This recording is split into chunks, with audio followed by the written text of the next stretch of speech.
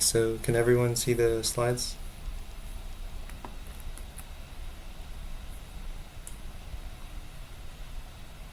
Uh, it looks like it's good, I think. Alright, so I'm going to start. Alright, so game feel.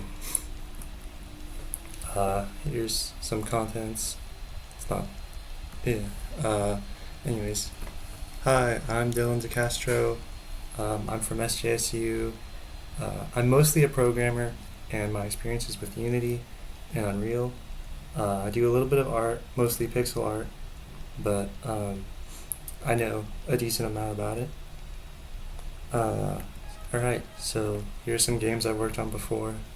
Um, I did the art for the one on the left, and some of the art and some of the code for the one on the right.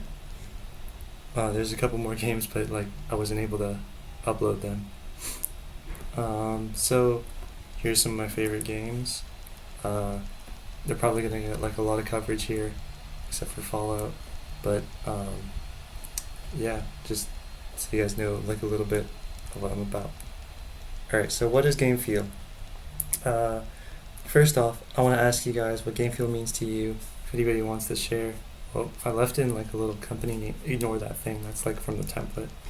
But does anybody like know what game feel means, or like what do you guys like think of?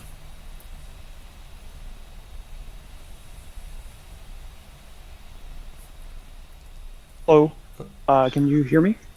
yeah. Hi.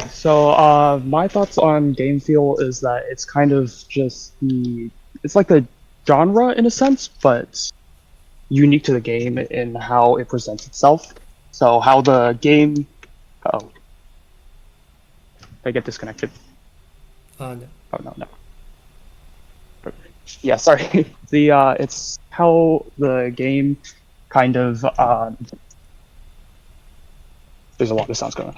There's, yeah, I'll leave it at that. Yeah. No. That's. I think that's a really good explanation. It's basically like yeah, like the juice or sauce of your game, and it's kind of like stuff you add on that makes your game feel better, like specifically towards that genre, as you were saying. Like you want to build a certain vibe in your game, and game feel is kind of the best, one of the best ways to do that. Like on top of what you might already have, it improves like your flow and like how fun the game is, and it usually makes it more exciting or immersive, or like even more natural to control. You can make it more relaxing or frightening, or like if you want even like difficult, because that's what you like a rage game or something like that you're creating. um, Most of the additions are kind of like smaller or superficial, like visual ones, but some of them are like very structural and integral to like what you're making. But I think also you can't go over game feel without going over some game design stuff, so that's what I'm going to do here a little bit.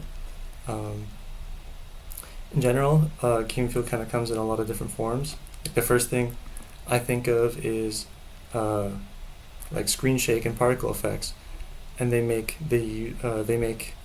like a lot of weight in the game just in general with all this like pop and exciting feel. Um, Really quickly, I'm just going to clarify that I will mostly be talking about action games here because uh, that's like kind of my thing. Like I know action games more, and that's what I've made. But also, I think they're a really good spot to like just kind of showcase a specific type of game feel. I will talk about more, but like that's the primary focus, and that's also just commonly what people make in jams and that kind of thing. Uh, Everything is like adjustable for other games, and the principles will still apply. Uh, so like here you can see the evolution of Tetris, I guess. Um, on the left, it's very kind of bland, and some people like that. I will admit, and it's got like its own charm. But on the right, like there's a lot more flair and action, and even if you like the one on the left, like the one on the right is still, I guess, firing more like dopamine receptors and all of that, and keeping you like on your toes, which is what the makers of that game wanted. Um, so I want to emphasize like how important game feel is, which can like how it can take your cool idea and interesting puzzles and all this good like base stuff that you have, and then it can make it something that really immerses the player and really excites them. Um And plus, 80% of the things I will mention here are things you can just kind of have on top of what you have, like little tidbits to keep in mind as you create your game during the upcoming jam. Uh, so I encourage you guys all to take like little mental notes of this and just try to add these little things in your upcoming jam games. Um, yeah, so in game fuel, like, or when you're creating a game, you're kind of creating this world, and you want the world to respond to the player, and that's the primary uh, goal of game fuel, to make sure that the player knows that they're interacting with the world. So I'm going to divide this into two types of game fuel: game world and polish. Game world is kind of big, and it essentially means that your game design is immersive and engaging, and you want to make something interesting that keeps the player engaged. If you have like a basic theme like fear, excitement, relaxation, you want your mechanics and art and sound to complement all of that. And that's kind of like a lot. It's a lot of work and a lot to kind of plan and design. And basically, it's mostly game design. So it's kind of only something I'm going to briefly touch on a little bit. Um, but I think it's still important to know and keep in mind as we go into like a jam or just making any game.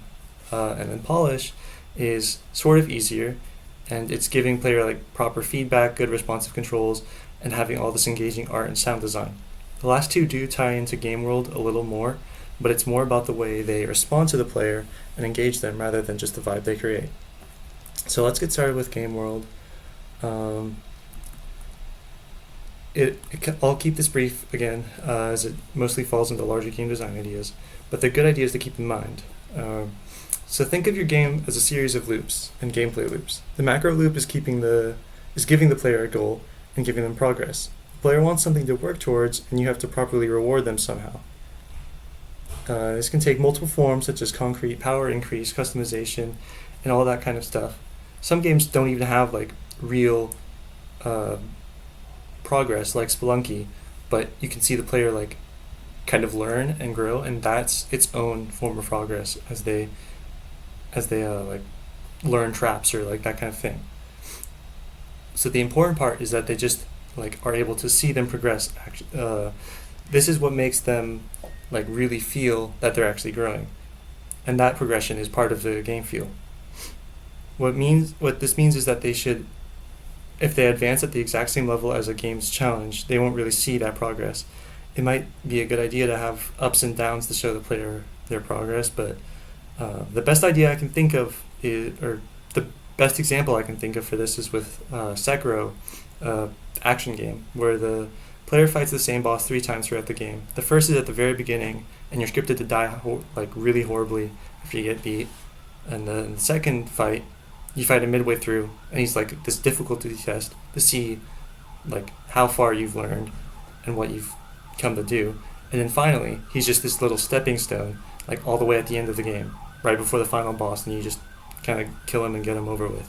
And it's like really showing your growth and how much not only you've learned, but how much you've gone strong. Then there's a micro loop. Oh, here's more on the macro loop.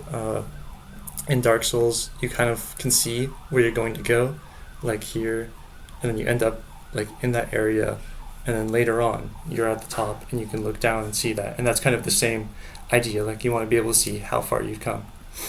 And then here's the micro loop. It's kind of minute-to-minute gameplay, and it's a similar structure in that you want to see the player like have these actions be responded to. The decisions they make, like they should have consequences, and if you want to create an engaging game, the player should be making all these important decisions in the micro loop. And they're usually small things, like should I heavy attack or light attack, or should I parry, or something like that. But it's also about like rewarding those little choices or having consequences in them, because you want to have these risk or reward mechanics that make the player have more meaningful choices, so they're not just like choosing arbitrary things. They have to make the best decision or the worst decision. And then this isn't like necessary though. Like in Geometry Dash, like you don't really think much, you just kind of go forward. But it's still engaging because it's really a simple game. But the more complex you want to make your game, or have like depth in the mechanics, you kind of have to add like a certain reason to have that. So like risk and reward. All right. So moving on from game world. Sorry, we go into polish. Polish will have a lot more focus for me, so I'm going to break it up into art, code, and a little bit of sound. We'll start with the art, and keep in mind, game art isn't like a huge strong suit of mine. But most of these principles I will mention don't really take a great artist. In fact, I've seen great artists that like haven't had much experience with games that really adopt these principles, and unfortunately, it can make a game feel somewhat flat. But if you remember them, like even if you make programmer pixel art like I do, they can still improve your game feel like a ton.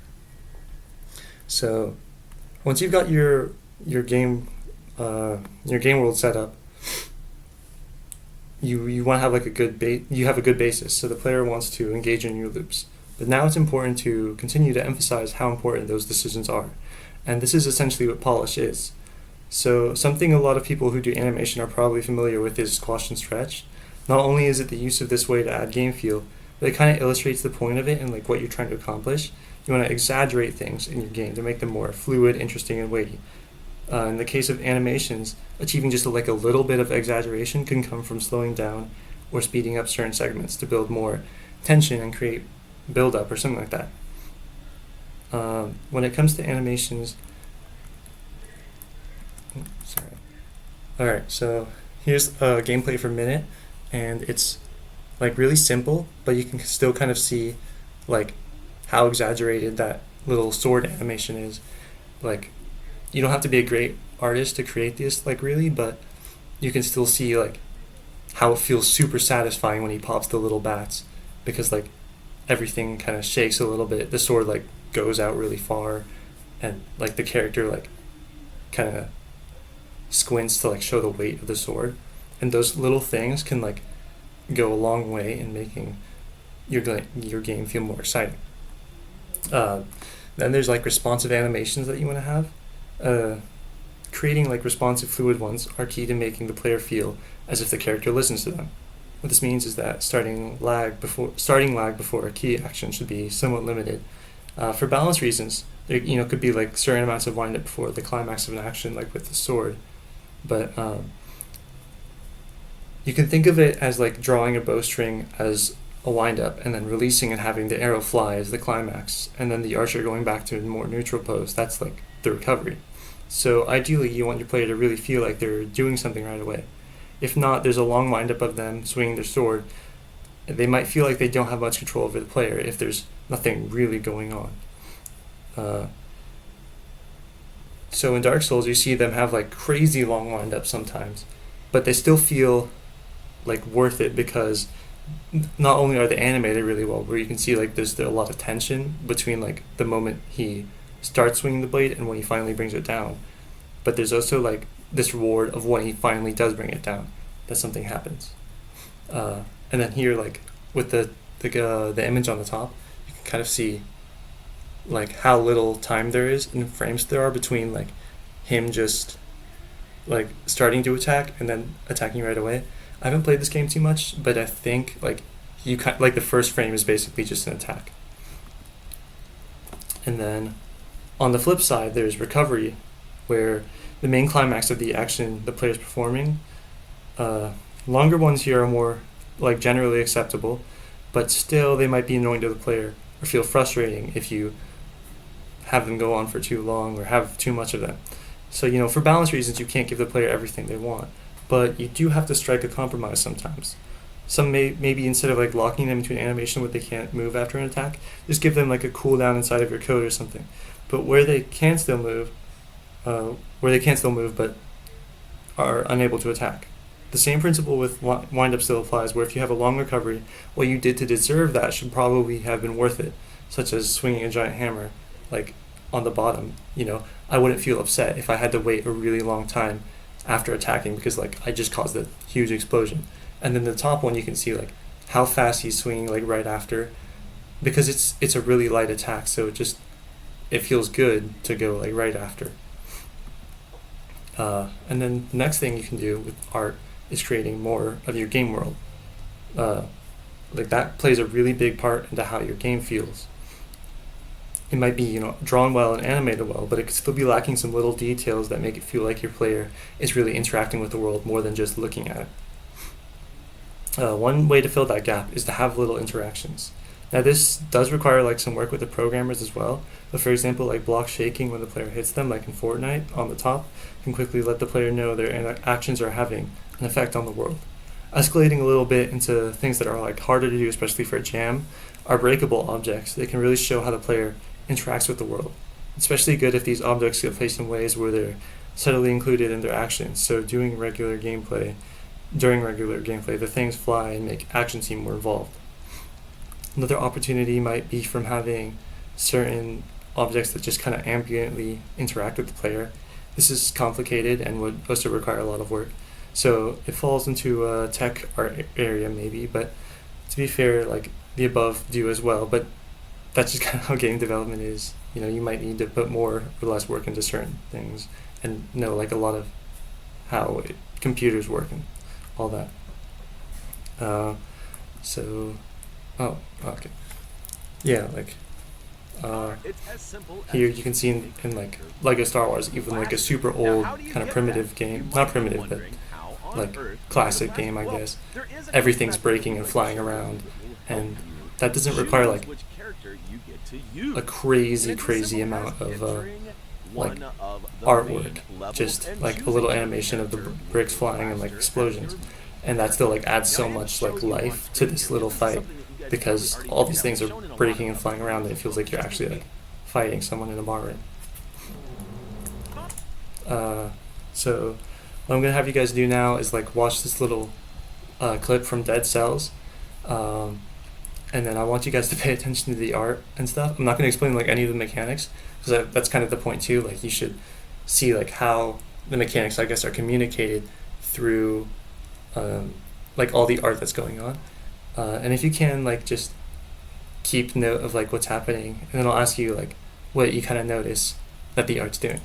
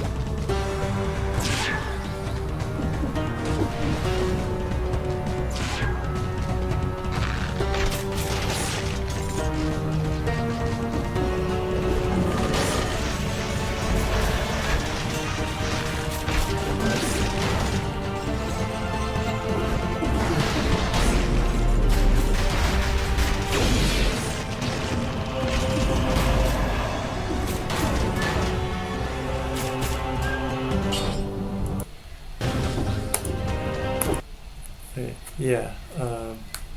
So like what like specific things do you notice like the game doing to like communicate its frenetic gameplay?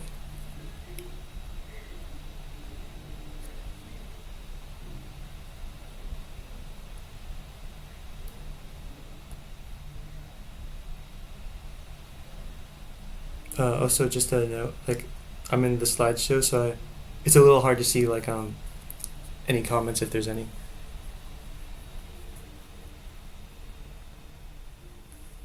I'm gonna zoom out just to check. Oh yeah, there's a ton. My bad. Uh,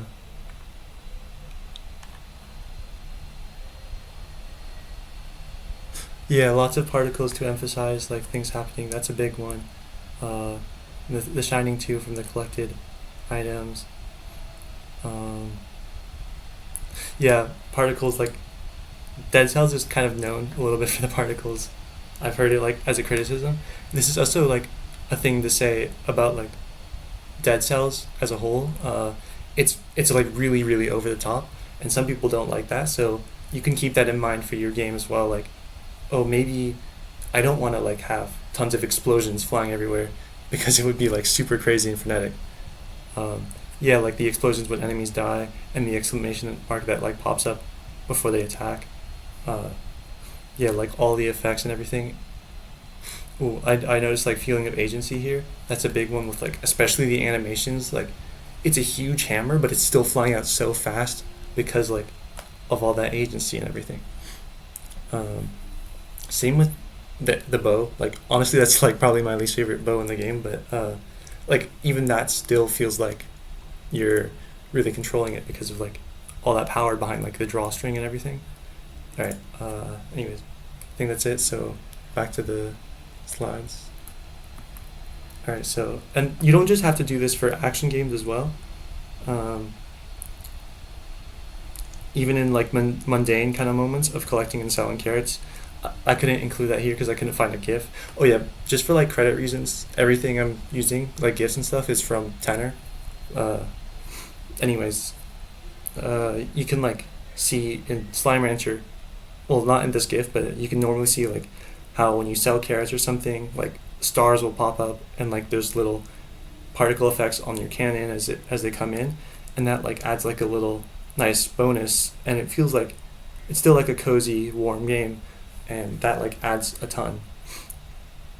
Uh, and then even more basic is UI, like the principle of giving feedback to the player is not like unique to games. Like UI does this a lot as well, like websites and apps. You know how you have like little buttons pop a little or change color. Like just adding a small animation of the button changing is like a big step up from just graying it out or something like that. Adding another feature of the button, like adjusting its image, might be an even bigger step up. So these show the user that they're like influencing the world, so they feel more satisfied interacting with it. Like you can see here in Balatro, it's basically just like all like a user interface, but it still feels like super satisfying because like look at all these like particles and popping up and like the cards are like moving around, so it feels like super satisfying. Um,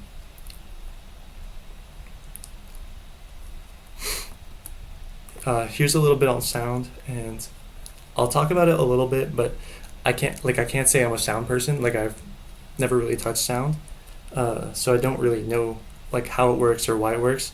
So I can't really tell you guys too much about it. But what I do know is that like if you can, you should be trying to include sound in your game, even if it's just royalty free sounds online, because like it adds so much, even if you don't know anything about it. Like what sound does is it's able to create more ways for the player to be notified that their actions have responses. It's not only accurate to real life, but can be used to kind of create emphasis on important actions. Also, like warns players or even rewards them like with pleasant sounds. So like when they're collecting coins, they might feel like extra satisfied. In general, it really like adds depth to your game, and it might even feel like hollow without it. So I'll just cover a few tips like from my experience like here. First, it's super important to like avoid repetitive sounds. Make sure you choose like not annoying sounds, but any sound if played frequently enough is going to get like really annoying, even if it's really good. So what you can do is you can get around this by randomly selecting between some pitch variations. This sounds complicated, but it's like not too bad. What it involves is just taking a sound, copying it, then adjusting its pitch like ever so slightly up and then down, like multiple ones, and then whenever like that action happens, you just kind of randomly select between one of those three, and it'll break up the monotony like a lot. Uh, some more general tips are like I suggest using sounds that start like almost instantly, so they sound snappy. It's the same way with the animations. You want them to like not have too much build up. You want them to come right away, unless like that's what you're going for, you know, like building up intention. But if you're just doing like a gunshot or like an enemy getting hit, you just want that to come like right away.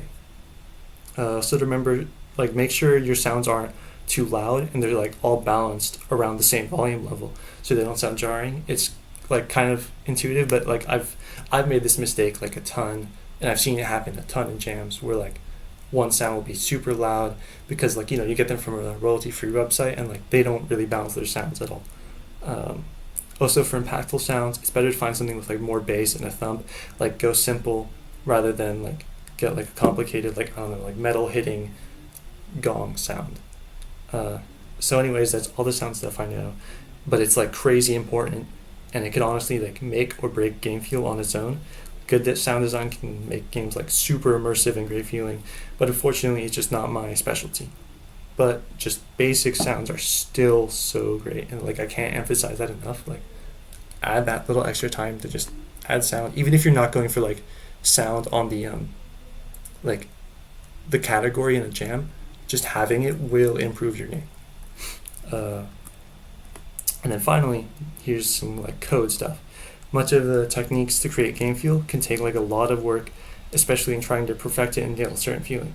However, there are many other techniques here, more so than with art and sound, that can be quickly implemented into your game to add like a certain feel in a short time period, like a certain upcoming jam. So I won't go over too much of the implementation of how these are created, but if you're curious like at all, just feel to ask, and I'll give some tips on how it can be accomplished in your game. Since I can't see chat like right now, I'll just like at the end I'll go over if anyone has any questions about like how you might do this. I'll answer. And also like I did research on this, like some of these tips, and I haven't like implemented them before in some games, like some of them. So they might be out of my baseline, but like there's still good things to keep in mind, not just for the jam maybe, but like also just games in general and the wider things you create. And then finally, my focus here will be on mostly movement systems because A, that's again like my specialty, and B, what you usually create in jams, and like where it's most obvious how like game feel works. But again, like the principles apply to everything, and what's happening here can be used in a lot of different things. So there's two types of like polish. Again, like or this division's like not really that stark or like official. I kind of made up these names, so like don't tell them to your professors or whatever. But here we're gonna like have structural like polish, and that's kind of like a focus on creating good responsive controls or systems that like are initially hard to get right and especially hard to get like perfect for your game. This can look like many different things depending on your genre, but here my focus will mainly be on the movement systems. And then like there's the additional sort of polish, and that's like more, I wouldn't say subtle, but like they're more like psychological. Actually, I'd say structural is more like mental, like subtle things that you change for your game. But like additional, it kind of goes on top, and it's like aesthetic. Yeah, it's the word aesthetic. Like it makes your game pop a lot more, and kind of like bridges the gap between like structural and like how the player feels and all of that.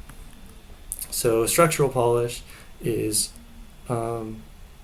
mostly like creating good responsive controls or systems.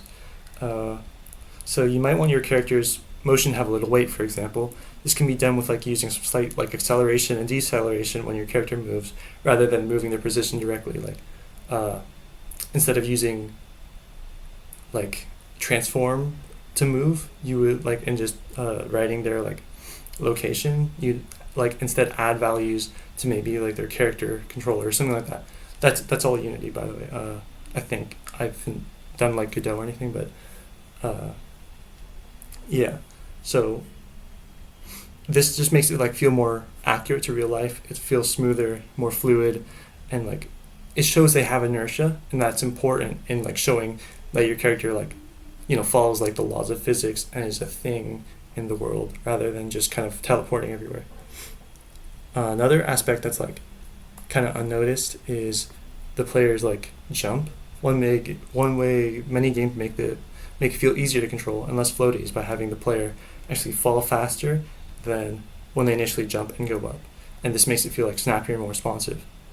Another thing you can do is action queuing. This is like really complicated, and this is probably mostly what I was talking about. Like I don't know how to do this, but it's basically like when you press a certain input, that kind of gets remembered for just a little bit. So if you're like jumping and you're about to land, and you press space, but you haven't quite landed yet, you'll still jump anyways because players are, they're imperfect. They can't really do that if they want to like bunny hop or something. So the game kind of anticipates that for them, and you want to create these forgiving little things for players because no one's perfect, and expecting too much is gonna kind of make your game like really unforgiving. Even for like rage games and like some things, like games where you want it precise, like rhythm games, it's still like gonna be too much to ask for that level of precision because to a certain degree it's like just unfair.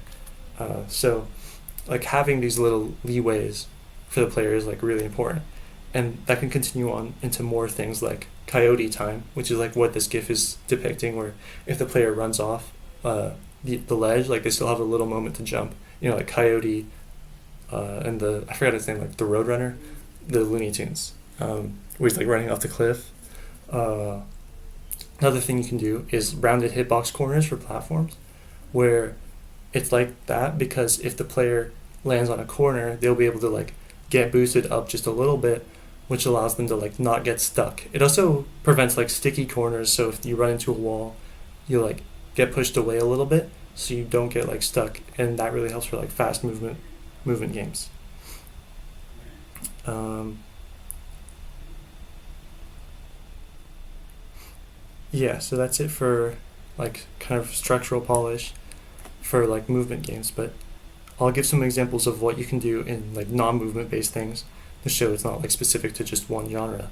Building games should have like a degree of grid snapping a bit, so that like placements align and don't frustrate the player. For example, like Minecraft is a really extreme example, but I'm talking more like city skylines or something like that, where you can have like buildings placed like almost anywhere, but they still like snap just a little bit so that they can like align on this invisible grid.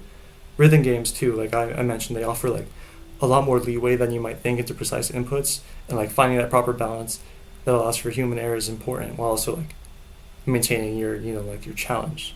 Uh, or a horror game might like can often constrain, limit, or slow camera movement more. Like I'll show here, like uh, again, these are from Tenor, so they're like they might be meant for like Discord funny gifs or whatever, but you can still kind of see like how the camera kind of swings and is constrained a bit to show like it's still following him, but it's like really really constrained, and like nailing that like movement is like really important for how the horror works in that. And then certain AAA games like Melee or sports games have like a degree of auto correction so that like your targets will automatically be hit, like how Batman's like snapping to the opponents, all that, or like in sports games you'll like catch the football or something really easily. And then I don't know, city building games have like nice options that allow you to pan and zoom and smoothly see like everything you've built. And those are just like some examples of how this kind of structural polish applies to everything. And then so now we can move on to like more of this is like what people call like sauce and juice, like with the additional polish. So this is like what you're probably gonna see, and they're usually like super flashy and easy to make, like, but they're super important, and they're aesthetic things that like just they don't have functionality, but they have like a lot of important weight, and they kind of almost feel like functionality in how like important they are.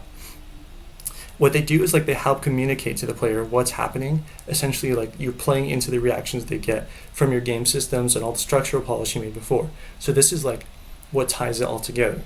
If a player like hits something big, it's gotta feel like really big. So here's some ways to do that. Screen shake, and I should mention like do not overdo it. I learned this the hard way. It's a great way to make literally like anything appear impactful, but it can be really disorienting. But still, like you'll notice in the top GIF, like she shoots, and then it's just a little bit of shake, and that's really really important because it like just adds this little like kick that makes your camera feel dynamic and physical. And also, like any actions, they feel like a lot more like exciting to pull off, even if they're just as simple as like shooting the gun.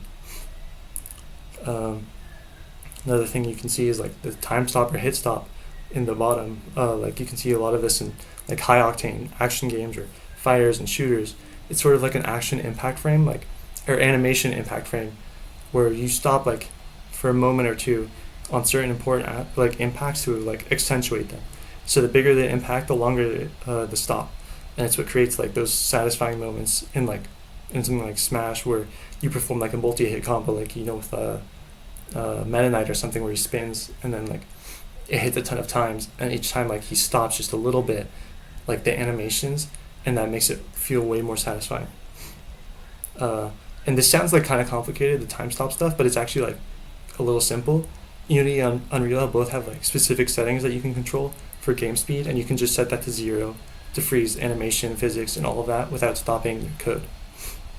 Uh, Another thing too is particle effects and trail effects. They're both like kind of with art as well, but I like in a game jam setting. I guess it's more often going to be the coders doing that kind of stuff because it's just like really fast and quick to get like a simple like individual sprites set up. So it's the same logic like as before with art ones, but it's all about like kind of creating and setting those impacts to have like particles flying everywhere. It shows like them interacting with the world, like kicking up dirt or hitting a tree, and then like particles fly off it, like you saw in Minecraft earlier. Um, what you can do in code, especially, is have those particles kind of react with physics, and that's like an easy setting in Unity at least, or have them like fly off in a certain direction based on the hit. Like if I like slash a guy with a sword, like the blood would maybe like follow like a certain path based on that sword. Um, and that's like not super difficult to do, but it can add a ton of like dynamic and fluid motion to your game. Um, you can also create like a more dynamic camera to make your game feel fluid, uh, where you like flow between fixed states or like add sort of like a weight to it, like you saw with the horror games, but also like if you ever played like Peak or Repo or something like that, like it's kind of hard to describe, but the camera kind of you can like feel it moving almost like you're moving your player's head rather than just like moving the mouse on the camera. It really feels like you're controlling something because there's so much like weight on the camera. Um, yeah, with Celeste you can see like that happening with the like the camera. It kind of flows between the different states. Uh, Another thing you can do is like nonlinear movement in regards to like non-player objects. So like moving platforms, you can have them just move back and forth, or you can have them like accelerate when when they're in the middle and then decelerate near the end. Sometimes you don't want to do this for like balance reasons. You want it just to be consistent, but like look at the beginning of the Celeste GIF, like where she grabs onto the platform and it kind of falls down and accelerates a bit. Like you can do that kind of thing with just random objects in the world to make them feel also more dynamic. Because again, like it's not just the player that you want to create game feel, but like everything in the world. Because everything in the world like should feel like it's a part of that world, if that makes sense. And then if your game is heavily dependent on UI, such as a turn-based game, then it's like really worth investing time in making those little animations and reactions that add more dynamic movement. They're not for everyone, but with a certain amount of discretion, like they can add much to a stale menu. Uh, this is in code, especially because often some of these UI features can really only be done by programmers rather than artists. But I'm not too familiar with UI systems, so correct me if I'm wrong. And then lastly, this isn't really polished, but I think everyone should know this: a restart button. Like this is super important in your jam because your game will break. Do not forget it. Like just it's usually like R, I think, to restart it, like in platformer games and stuff. Like it's just a quick button, reload the level, because I've seen so many people, like including me, do this where you forget like a reload button and then your game breaks and then the players will have to restart the entire game and they don't want to do that, so they only see like half of it, and it's kind of sad, but that's just how it is, I guess. So just add that. It takes like 2 minutes. Oh, additionally, like you could also add like um, post processing effects, and that can kind of be like a really easy way to like complement the artist's work and have certain effects be emphasized using changes. This can be like as complicated as like color palette or filter swaps during narrative moments, or simple as like a vignette effect when you get hit or on low health, such as in Darkest Dungeon. You could also use like this isn't post processing, but like having color flashes or certain things like healing might be green or getting hurt might be red. Like in Minecraft the player flashes red when they get hurt, but you can also do this in like you see this in other games where if you get hit, you turn red, like the screen turns red or something like that for a brief moment, and like having color flashes just can like also help accentuate certain things. So that's gonna wrap it up for like all these tips, but I'm gonna have a little test for you guys, I guess. I'm gonna play you all a few clips from Hollow Knight, and I want you to point out any sort of details that you notice that this game does that contributes to its game feel, and that's like art, sound code, everything. Because I think Hollow Knight is like the game with the best feel. It's able to be super technical and precise for your like sweaty tryhards and like the boss battles and everything, while still offering so much like readability, like atmosphere and like intuitive design, even for like when you just start out. So um, yeah, so let's watch these Hollow Knight clips. There's three of them. I'm gonna like ask you guys what you see like after every one of them.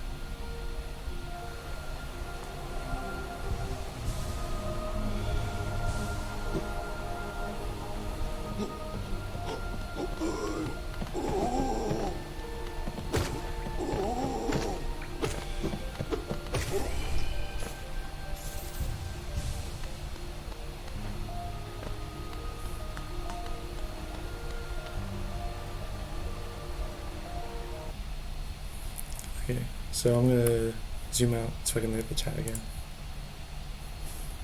Oh, no audio? Oh, were you guys able to hear that? Oh, dang. Okay, so the audio is like one of the most important parts of like all night, but I'll try to figure that out in the next one because you can still get some of the audio. That's unfortunate. Um, but yeah, you guys noticed like a lot of the good things here, like the orange blood particles. Yeah, that's like important. I think what's important too is that they really stand out because like it's super gray and then you see the orange light out. The freeze frames too, yeah, especially when you get hit. That's like that really emphasizes that you got hit, and also like I think it has like a split effect of giving the player just a split second to like process the hit. Um, yeah, leaning forward to sell the movement. That's a big one too. I didn't even notice that before, like, but it's like a really cool way that they kind of like just show what's happening. Zoom in and out on heal, yeah, that's good too. Like it sells the power of what's happening. Um, moving in the opposite direction of attacks, that's really good too. Like adds the weight. I That's another thing. Like there's so many things that you like don't even notice like what happens, but it's like so subtle. Uh, NPC where it had like a few frames, yeah, that's good too. Like it doesn't just like go automatically. Um, Background, like blurry backgrounds, yeah, like that's like parallax especially, where things in the front move different speeds and everything, like that help build a lot of atmosphere. um, uh, Silence when the night heals, yeah, that helps like sell the power and everything. Dark vignette, that's good too. Like all of this like atmosphere in the world just kind of building on top of all this game feel. I'm gonna try to get the audio right because um, it's so good in Holland. Like it's actually like amazing. Oh my gosh, because there was a thing that said share stream audio and I did not click that. My bad, guys. Uh, can you hear this now? Let me just test real quick.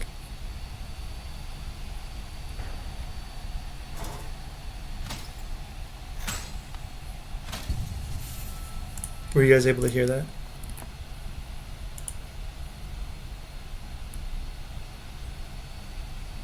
Okay, nice.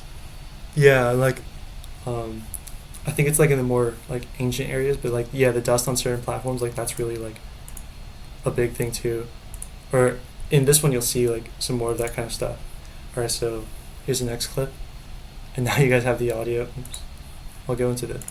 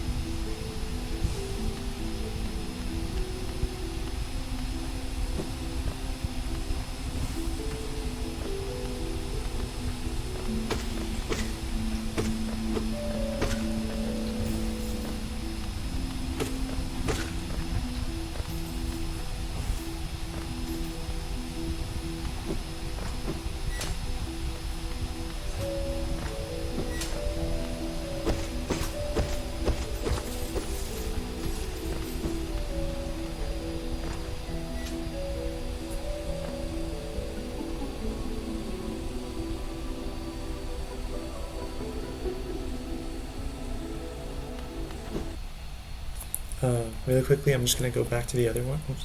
I'm gonna go back to the other one because the audio is so good there too. Just think you guys should hear like a little bit of it.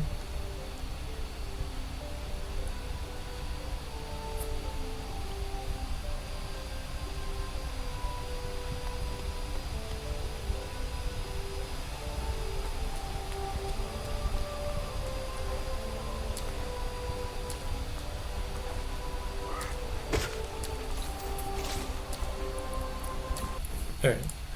Um, yeah, going back to the chat. Yeah, the horn like that adds a lot to the atmosphere, and the rain noises. That's like really important to like the whole vibe. Um, moving platforms, enemy attacks.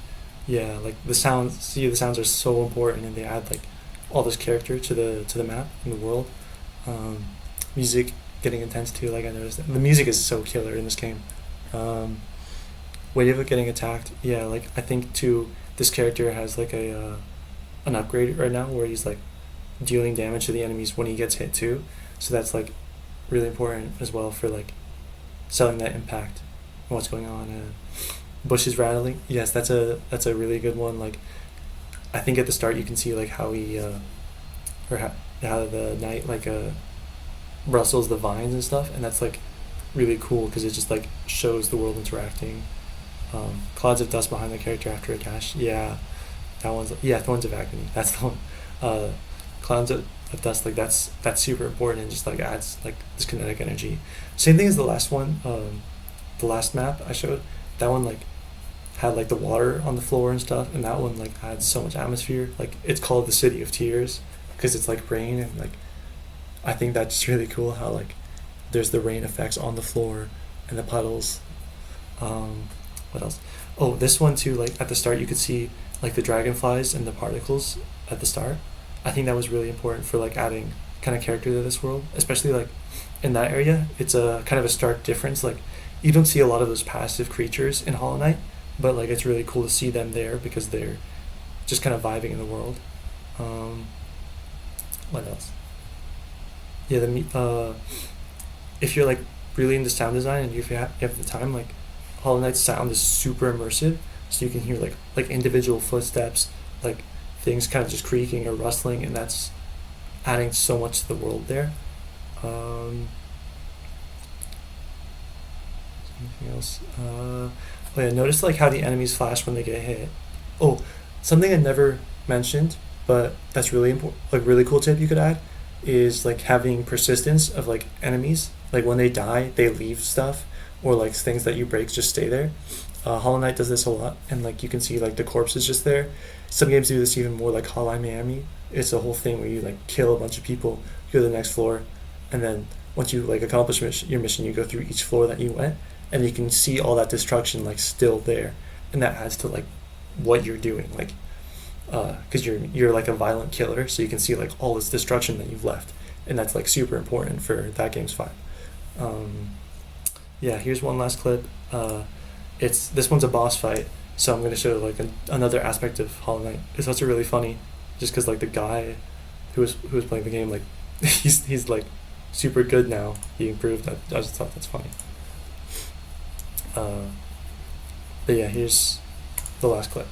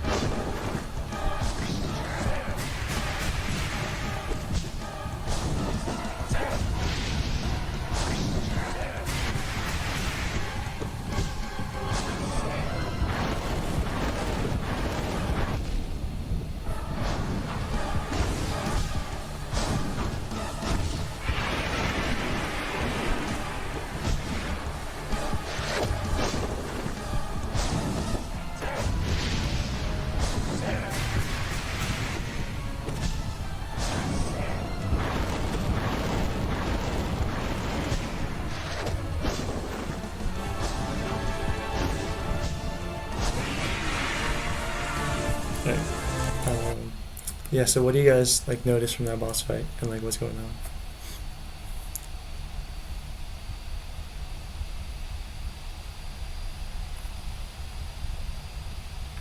Okay. I'll say like something that I noticed. I like especially how like all the particles flying are like really highlighted, so the player kind of knows like what's gonna hit them or what's not. There's another fight in this game that does this like completely poorly, where the background is like super white, and then the boss is like throwing all these particles at you, and they're also like white, so it looks kind of like really hard to see. But this one nails it because they're all like super highlighted, um, and you know like what to dodge. Um, you also get to see the more like combat side of Hollow Knight here, and how satisfying it is to like get hits, especially because like the player's getting like all these smaller hits, and they feel satisfying against the boss because like the boss like flashes a little bit and like makes noises sometimes, and that like noise is really satisfying to hit them. Yeah, the projectiles with trails, that one's like really important. It like adds like you know how like I mean I guess it's just like how you see things in real life too, like fireworks and stuff like they leave trails, and I think that's important to like add a little detail. Um, Another thing Hollow Knight does is you notice there's like no health bars, and that's a good distinction. I think like for certain games, this one it works here because the no health bars like kind of makes the fight have like more anxiety in it. Like I don't know when this hit is gonna break him or take him to his next phase or whatnot. So having no health bars is a really cool like conscious choice to make like these fights really ambiguous. Yeah, the Grim Troop members in the background like they're like super immersive, and it kind of makes this like eerie feeling, especially with the heart beating too. Uh, this is like not polished, but like the heart beating like also kind of like matches up with the music, I think, which is I think just really cool. Uh, yeah, just in general, like Hollow Knight is a really good game. Go check it out if you haven't. So yeah, that wraps up for the Hollow Knight stuff. Yeah, so are there any questions you guys have? If there was also like an implementation thing or something like that that you asked earlier and I didn't see it, you can ask that again or something. Um, all right, I don't see any questions, so I think that's it. Thank you guys for coming so much. I didn't expect this. I didn't expect this like this much of you guys, but thank you guys for all showing up. Like it's really awesome to see like so many people passionate about game design and the game jam, and I'm super excited to see like all of your guys' games. Uh, I know there was like a lot here, but if you remember like two things for the game jam, screen shake and good animations, like snappy ones. Those are the two good ones that you can just like keep in mind as you make them, and then add on top. Screen shake is don't overdo it, but like it's I don't know, it's the cheapest like easiest way to just do it. So yeah, thank you guys so much for coming. This was like really awesome to host. Uh, Good luck on the jam, guys, and I'll see you guys. Like I'll see you guys' game soon.